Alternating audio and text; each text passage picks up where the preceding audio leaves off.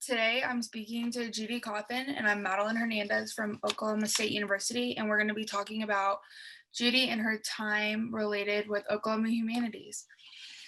If you want to start by telling me about yourself, like a broad picture, that would be cool. Okay, pretty broad. I basically I was a teacher. I also did a lot of training design, and did contract work with the state in training election officials. But primarily, I was a teacher, and have been retired for quite some time from that. Okay, what age group did you teach? Well, multiple age groups, depending on the time in my life. But I've taught from ages from fourth grade through a community services non-credit program at a college. Awesome. And then did any of your teaching experience in teaching, is that how you got involved with Oklahoma Humanities, or was it like a happy accident? No, I tell you how I got involved. In early 2000s, I think about 2002, I heard about a program that the libraries were doing, and I love jazz music, and the program was on the history of jazz. I think if I remember right, focusing on the Oklahoma roots. And so I went to that program, had never heard of Oklahoma Humanities, had lived in Oklahoma City for about 10 years at that time, but decided that I was going to go to this program. And so when I came out, I took the literature and thought, this is an amazing thing we have in Oklahoma, and looked into what Oklahoma Humanities was. And from that time on, continued to look for programs, particularly Let's Talk About It. And so that's how I was first introduced to it. Okay. And then how long ago was this? Well, that started about 2002. And then I don't know the exact year that I went on the board, but I was working for then Governor Brad Henry. And at that time, and it's probably still the case, the governor was able to recommend people for the board on Oklahoma Humanities board. And I applied to the office that makes those recommendations to the governor and said, I would love to serve on that board. And he read my application and appointed me. So that was how I was able to become a board member and serve until it was time for a new governor to fill that position. That's nice. It's cool. I actually was not aware of that.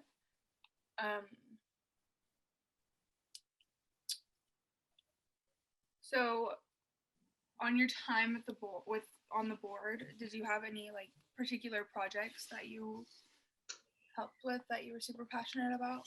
Well, of course, I tried to help with all of them. I was very passionate about all of the programs. Some of them were in different parts of the country. One of the programs that was going on part of the time while I was on the board was Museums on Main Street. Are you familiar with that? No, but that sounds very interesting. It really is. It's a cooperation with the my memory is, I'm losing it for just a minute. The museum in Washington, D.C.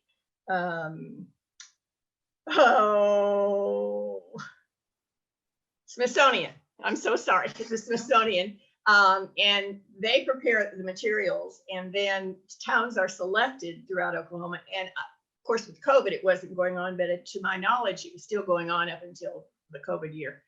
I think it was every other year, it wasn't every year, but it was a certain number of years apart. And the Humanities Council would apply, Smithsonian would award, and then the towns throughout the state could request that to happen in their town. And it was wonderful because it got information from the Smithsonian out to small towns. Everything was free. I mean, to the people attending, of course. And there were some of the topics were outstanding. The most recent one that I attended had to do with water conservation. Another one had to do with roots music, again, because of my love of music. For both of those, I wasn't on the board, but I just made it a point to drive to one of the towns that it was in, because I so much enjoyed not only the Smithsonian exhibit, but how the towns got involved. So when it would come, one of the towns that, while I was still on the board, that we attended, and so I knew the background of what was being done in the town. The local radio stations talked about it. Certain restaurants promoted it in their restaurant. The whole town came together. They were so proud to have this exhibit, and the whole town then came together to let people know what it was about, and you know, what they could see, what they could experience if they came. And part of it is the exhibit itself, and another part of it is the involvement of the communities where they go. That is so cool, actually. It is terribly cool. What towns participated? Well, you're testing my memory now. Oh, okay. You know, when I talked to you, I told you I'm 81 years old. Yes. And I said specifics may be difficult for me. So one town was Okmulgee, one town was El Reno. Both have rich individual history. Beg pardon? I said both of those towns have like rich individual history too. Oh, they all do. Yes, they all do. That Yeah. tie in with the exhibit, I bet, was super interesting. Yeah. Museums on Main Street. So That was one of my favorites. The other, and it's one that I still participate in, even though I'm no longer on the board, and that's Let's Talk About It. Mhm. And I don't know if you already have interviewed someone who's given you information about Let's Talk About It. I don't want to repeat. Just like, is this the one with the book clubs? Yes. Okay, so they like briefly, I've had someone tell me about it, but I want to hear your perspective on it. Well, it's really more than a book club. So the Humanities Council, with the help of funding, provides the books that are part of any particular series. And the series have themes.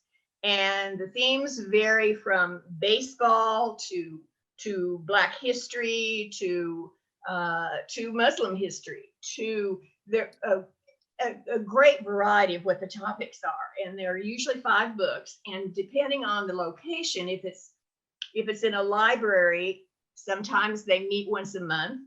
The particular one I go to is at a university, and they meet every 2 weeks.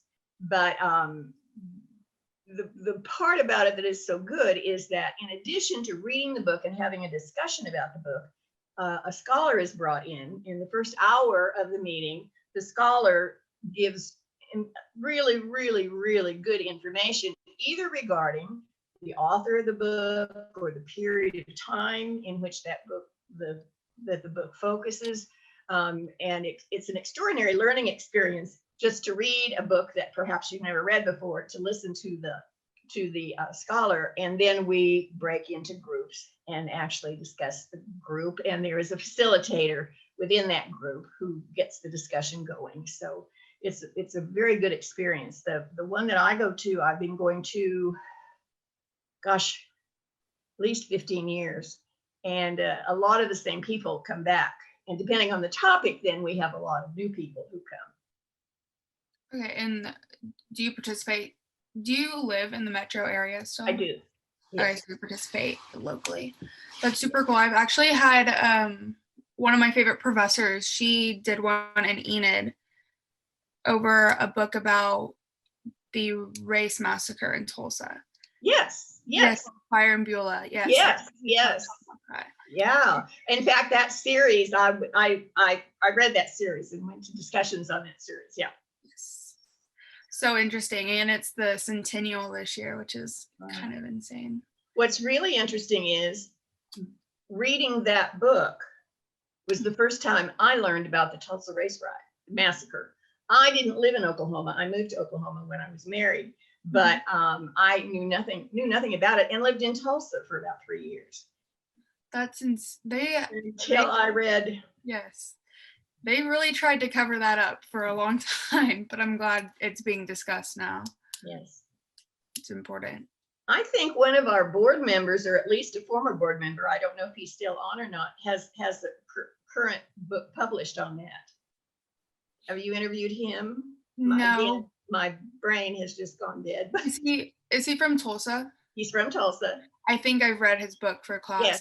Yes. It's like It's escaping me, but I actually read it last semester. That's super cool. I didn't know he was part of Oklahoma Humanities. He was on the board when the last time I did anything with the board. I don't know if he is still or not, but he certainly made a contribution to the board.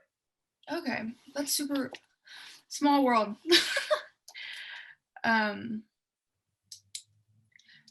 Are there any other specific topics? I know I'm testing your memory again from your Let's Talk About It. Any other topics that you like stand out to you? Well, while I was on the board, one of our responsibilities was to read and evaluate applications for grant money. You probably know that a very important part of the humanities contributions to our state is funding partial matching grants or major grants for projects that are rich in the humanities. And at that time, just reading about projects that were in the works, even if we weren't able to fund them, was so eye-opening to me in terms of the creativeness of the people in Oklahoma, in the universities or in the libraries or whatever the project was. I now serve on a committee that benefits from those grants. And if you want, I'll tell you a little bit about that and how we benefit from a grant. Yeah, for sure. I'd love to hear. Okay, I serve on a committee. It's called the Center for Interpersonal Studies in Film and Literature.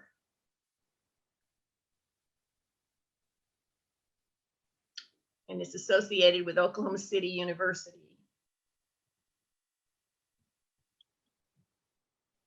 Perfect. And we apply on occasion for a grant to help one of the projects that we do. And an annual project that we do that is really amazing is we celebrate April, which is Poetry Month, by inviting a well-known poet to Oklahoma. That poet then does a free workshop for teachers, then has a day with students, and then an evening reading his or her poetry to the public. And all of this is offered free and with the help of funding from the Oklahoma Humanities.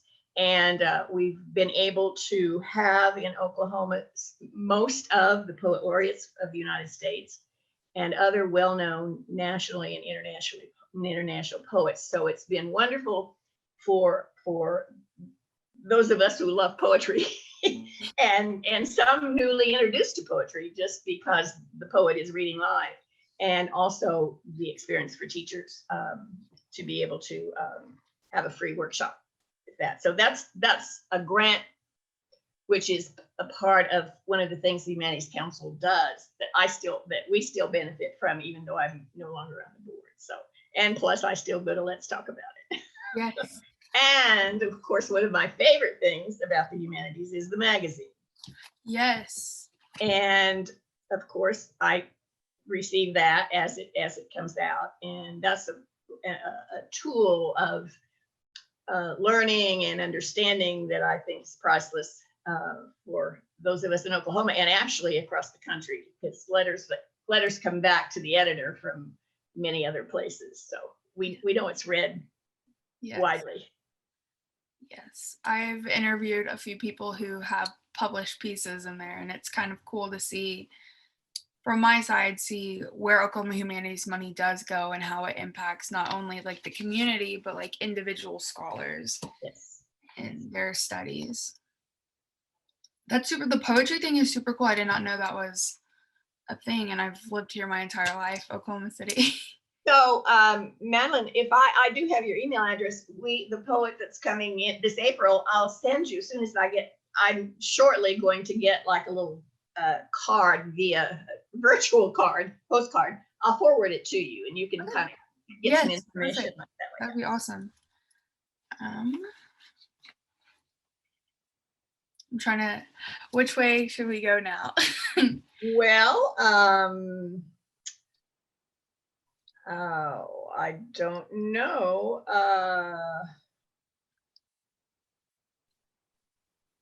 For other people that you've interviewed, how have you? Well, I might tell you that because I taught reading history and literature, I brought a love of that to my position on the board of Humanities. And so I was enriched by being on the board because I was introduced to all the different things the Humanities does and was able to participate in most of it. And I'm very appreciative. I feel honored to have served on that board, and I'm very appreciative for the people I met, the people I've continued to be associated with because of that. And my life was just enriched by having served as a board member. A lot of the people I've interviewed have talked and made an emphasis on the people and the relationships that they've made through Oklahoma Humanities. Just amazing people. It's like it's really a community. It's a very strong community, very Yeah. supportive community. Yeah. Do you have are there any other people in your life who are affected by Oklahoma Humanities and their work? Well, I have some friends who participate in Let's Talk About It. I have another friend who actually is a former board member, and we run into each other very often through Let's Talk About It or some other humanities sponsored. Beverly Davis, you've probably, I don't know if she's. I think I've seen her name on the list, actually. Yeah. And then I live now in a community of mostly retired women, and I mean, we're not exclusive. That's how we ended up. And we share experiences that we enjoy. And so occasionally there's one of my friends here who comes to some of the humanities offerings. So yes, that's awesome. Super cool to see. And I also, my daughter is a teacher, and she teaches in the Richardson Public Schools, and I share my magazine with her. So Richardson, as in like Richardson, Texas? Yes. Like Dallas area? Yes. That's very cool. One of my friends, her mom is the assistant principal at Plano, one of the Plano middle schools. Wonderful. Yeah. Great. Small world, but that's super cool. It is. Does she teach history and literature like you did? Or? She teaches literature, and she, for the last few years, has taught the AP classes. And then she's involved in another program, and I wish I could remember the name of it. It's something they do in their schools, and I've not heard of it here, but it focuses on working with students who might not otherwise know what possibilities there are for them in higher education. And it starts them very early, like a junior high level, opening up, I call it opening up windows for them. And she still hears from a lot of those students. So apparently it's really a good program. And it sounds enriching, and a lot of times I feel like, in my experience, kids just need someone to push them and just show them that there is opportunity everywhere, no matter where you're from. And so that's amazing that that's an organization that they. I wish I could remember the name of it. When she first told me about it, I was just thrilled that even such a thing existed. And yes, that is. It's what's the word? I don't want to use the word promising, but like gives you optimism. Yes, for the future. Yeah, very much so. Is there anything else you would like to add about Oklahoma Humanities? Well, I'd like to recommend anybody who sees this. I know it's going to be archived, but I don't know where else it's going to be shown, that support for the Humanities Council is very important. You probably know it's not state funded, and so it operates, a large part of it relies on donations. And so I just like to encourage anybody who's interested in opening our minds and making discussion available to people, and reading things that, for example, the topics that are in the magazine that we would not otherwise be exposed to to keep it going by helping with donations. So I didn't mean for it to be a commercial, but as a former board member, I know how important that is. And so many people don't know what Oklahoma Humanities is. And once they know, people say, "Oh, yes, that's great. Yeah, I think we do need to fund that." But so many people, just are still finding out what it is. Yes, I agree. It is very important, and it helps people of all ages and all stages of life. Yes. In our community, which is super important. Definitely. I'm sure somebody has told you about this, that even in the magazine, there is help for teachers. There are ways suggested how teachers can use that magazine. So, I mean, it goes much deeper than just the reading part of it in terms of what's provided in the magazine. I didn't know that, actually. I've only flipped through one copy of it, but I'm gonna have to pick up another. Oh yes, oh yes, oh yes. I should have had my copies sitting here so I could show them to you while we talk. That's amazing. It's always heartwarming to see how much Oklahoma Humanities has an effect on, I keep saying this, but all these different people from different backgrounds and different, like, I spoke to a woman who got her career as a grant writer from Oklahoma Humanities. That was her first grant. Really? Yeah, the grant she ever wrote. And then spoke to another woman who Oklahoma Humanities helped fund some of her major book projects as a scholar.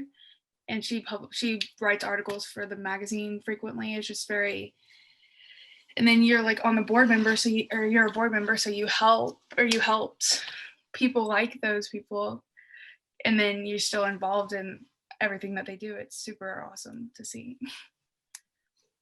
Well, once you're a part of it, like we said earlier, you feel like a member of a family, and that family grows, because as you participate in the different projects, you meet new people and you make new friends. So yes.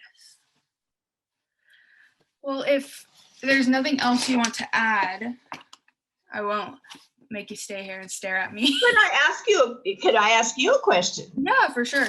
Okay, how did you hear about Oklahoma Humanities?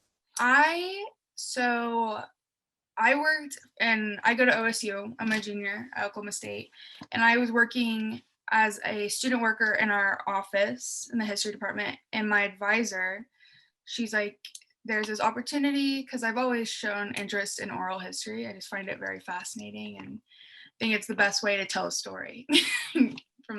Absolutely. Yes. And she said this opportunity came up and I think it'd be a great fit for you. And I was just kind of hesitant about it. I'm not gonna lie. I was like, I don't know.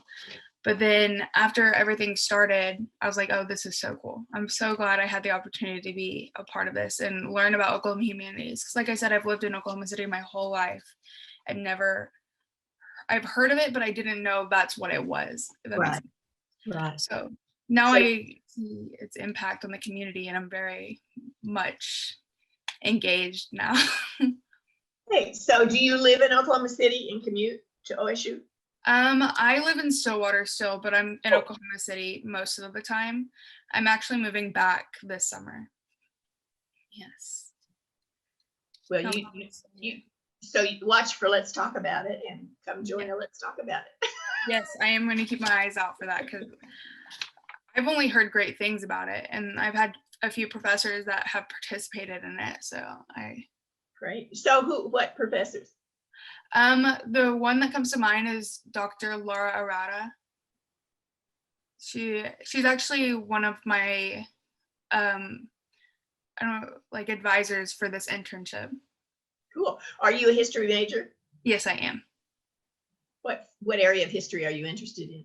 I'm focused on the civil rights era with an emphasis on women's history, and I do a lot of stuff through Hispanic women, just because it's an important history to me. That's wonderful. Well, I'm going to tell you, so the director of the center, the at OCU that I was telling you about, her name is, let me come back to her name. I'm gonna give it to you in a minute. She is currently writing a book. I mean, that's her focus as well. And she's currently, in fact, I just talked to her the other day, and she's trying to meet deadlines. And the book is about, gosh, I am so sorry. This is terrible. Well, I'm going to text this to you. Don't put this in your recording what I'm saying now, because I feel terrible that Ralph Ellison's wife, and she's done some years of research on this, and I think it's really interesting because I can't wait till it's out, and that's why I'm keeping up with it, because it's a focus on women, and women, you know, involved in poetry and writing, and someone that we really, or at least I did not know about before. And so I'm really looking forward, but that's kind of her focus in the literature that she teaches, not the history, but in the literature that she teaches. But she's really interesting. That does sound very interesting. I'm gonna have to take a look. I will text you her name. I mean, I will email you her name. Perfect. But you can watch for it. I put it in my notes for today, and I'll make sure you email me that. I've had a great time talking to you. So is it Madylin? Pronounced yes, Madylin? Madylin? Yes, ma'am. Well, it was nice meeting you, and I hope I helped you some. Yes, no, you did, for sure. Great. Yes. All right. Well, you have a great evening on this dreary Wednesday. Well, the sun will shine later. Yes, it will. Not today, but it will come. It will come. Okay, you have a great day, Judy. Thank you. Thank you, Madylin.